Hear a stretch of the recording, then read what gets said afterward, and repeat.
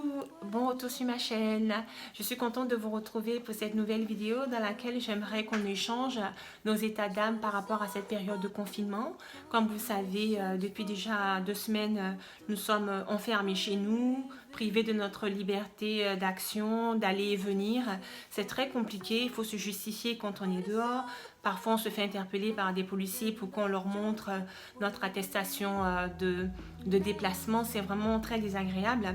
Mais toutes ces mesures-là ont été mises en place dans le but de prévenir la propagation de ce fameux coronavirus qui est un désastre sanitaire qui dérange le monde entier. On sait que ça a démarré en Chine et ça s'est répandu, on ne sait trop comment, aux 4 coins du monde. Aujourd'hui, tout le monde est impacté. Bon, on ne sait pas ce qui se passe, il n'y a pas d'évolution. À part cette période de confinement, on ne sait pas concrètement ce qui est mis en place pour endiguer la pandémie et s'en débarrasser. D'autant plus qu'en Chine, qui est le foyer de départ, cette maladie s'est estompée, en tout cas s'est calmée. Et bizarrement, elle est devenue très très virulente en Europe et elle saute comme ça d'un continent à l'autre pour déranger un maximum de personnes, pour créer des problèmes aux gens, mettre des familles dans la douleur, dans le malheur. Franchement, c'est horrible ce qui se passe. Donc, on est évidemment tous très touchés par tout ce qu'on entend et toutes ces personnes infectées. Mais aussi, des tas de gens sont atteints de cette maladie et en guérissent. Mais comme les chiffres qu'on entend nous relayent à chaque fois les gens qui disparaissent à cause de cette maladie, c'est très inquiétant, ça renforce l'angoisse que cette maladie suscite. Déjà que nous sommes obligés par rapport à cette problématique de rester enfermés chez nous pour éviter plus de contamination, c'est très très très anxiogène comme situation et je ne sais pas quel est votre état d'esprit par rapport à ça. Moi j'espère que par rapport à ce qui se passe avec le coronavirus, que ça servira de leçon pour ne plus jamais avoir à subir des choses comme ça. Que désormais, chaque pays prendra des mesures pour gérer son économie autrement. Parce que je pense que c'est à cause des échanges économiques intenses, la mondialisation en quelque sorte, que ça a mondialisé, dans le même principe, une maladie. Parce que si il n'y avait pas tellement d'échanges et tellement de dépendance par rapport à la Chine, peut-être que ça aurait réduit l'impact de la propagation de ce virus. Ceci étant, vu les problèmes que ça donne l'impression qu'on est dans une forme d'exercice et que c'est les prémices de nouvelles catastrophes qui vont se produire dans l'humanité. En tout cas, j'espère que non. Parce que là, on a vraiment l'impression d'être en train de préparer un événement grave et qu'on est dans une période de répétition, d'exercice. C'est très, très, très désagréable. C'est très inquiétant pour l'avenir parce que des choses comme ça, j'espère que ça ne se reproduira plus et que ça servira vraiment d'exemple. J'espère que ça ne deviendra pas une norme, une habitude de voir des pandémies comme ça internationales proliférer ici et là. Donc dites-moi votre avis dans les commentaires. L'idée c'était de prendre un peu, de sonder un peu vos états d'âme.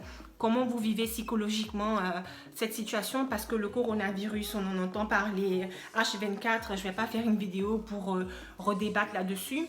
Moi je suis juste consternée de voir qu'il y a des traitements comme la chloroquine, qui ne sont pas un traitement effectivement qui a été créé à la base pour le corona. C'est un médicament qui soignait d'autres pathologies et il se trouve que certaines personnes atteintes de coronavirus qui l'ont utilisé se trouvent guéries et disent qu'ils ont été guéris grâce à la chloroquine. En France, c'est devenu un gros mot de dire le mot chloroquine. C'est quelque chose qui est vraiment vilipendé. On dénigre ce traitement.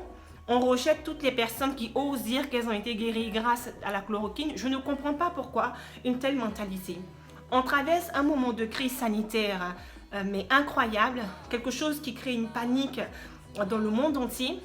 Et vous pensez que le plus important à l'heure actuelle est de polémiquer sur un traitement? Non mais c'est quoi cette mentalité? Il y a un médicament que des gens ont le sentiment que ça les guérit, que ce soit avéré ou pas. Peu importe, tant que les gens sont guéris, c'est ce qui compte. C'est censé apporter une lueur d'espoir, même si vous avez le sentiment que pour vous, c'est un médicament qui agit comme un effet placebo. Ce n'est pas grave, on s'en fout. L'urgence là actuellement, c'est de guérir les gens. C'est d'éviter que d'autres personnes soient infectées. Donc là, le confinement est censé donner des résultats. Malheureusement, chaque jour, on entend que de nouvelles personnes sont de plus en plus infectées. Pourtant, depuis 2 semaines, tout le monde est à l'arrêt, tout le monde vit confiné. On ne comprend pas pourquoi la maladie continue à se propager. C'est vraiment très bizarre.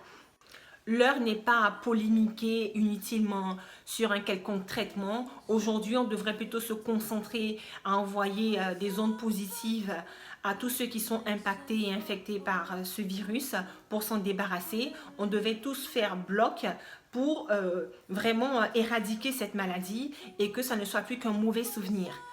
Donc le fait de créer comme ça des polémiques, des faux débats sur ce qui est efficace ou pas, franchement, arrêtez ça.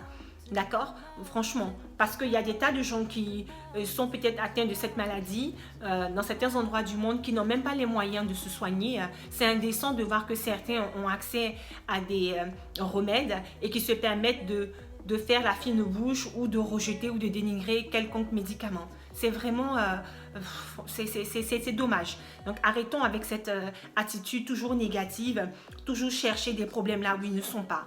Concentrons-nous sur ce qu'il y a de positif. Si ça aide des gens, si des gens ont le sentiment que ce médicament-là les soulage, tant mieux. Que ce soit celui-ci ou un autre. Comme je dis, je ne suis pas là pour faire la publicité de quoi que ce soit. Moi, je n'ai aucun intérêt dans cette médication. La chloroquine, c'est pas moi qui l'ai inventée, c'est pas moi qui la commercialise. Ça ne me concerne ni de près ni de loin. Pour moi, bon, la chloroquine, ça ne m'inspirait rien. Avant cette crise sanitaire, je n'avais même pas entendu parler de ce médicament. Moi, je connais un vieux médicament qui est tombé en désuétude, qui est la Nivaquine. C'est un médicament de tout petit comprimé blanc comme ça, là, très amer, dont je n'entends même plus parler de nos jours, qui soulageait effectivement très bien la fièvre, les douleurs et autres. Bon, ce médicament-là est tombé en désuétude, je ne sais même pas si ça se fabrique toujours, mais la chloroquine, franchement, je ne connaissais pas. Donc, je ne suis pas là pour en parler, pour en faire une publicité. Je dis juste que tant que des gens ont le sentiment que ça les aide, eh ben, on devrait mettre ça en avant plutôt que de vilipender comme ça et dénigrer tout ce qu'on fait. C'est une mentalité qui ne fait avancer personne de toutes les façons.